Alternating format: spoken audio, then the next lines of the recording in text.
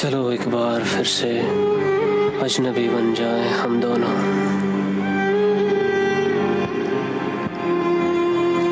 न मैं तुमसे कोई उम्मीद रखूं दिल नवाजी की,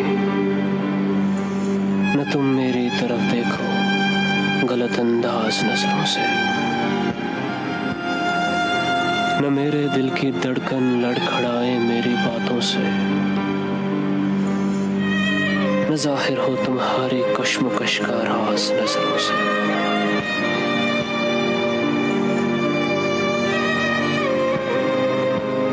तुम्हें भी कोई उलझन रोकती है पेश कदमी से,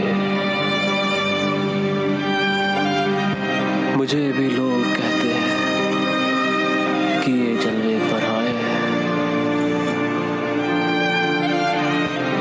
मेरे हमराह भी रुसवाइयां हैं मेरे माजी के,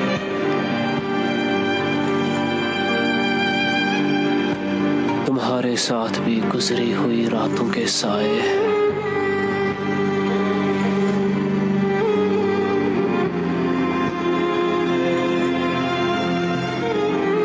तारुफ रोग हो जाए तो उसको भूलना बेहतर,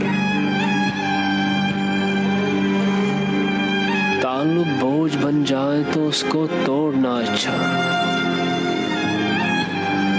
वो अफसाना जिसे अंजाम तक लाना न हो मुमकिन, उसे एक खूबसूरत मोड़ देकर छोड़ना अच्छा।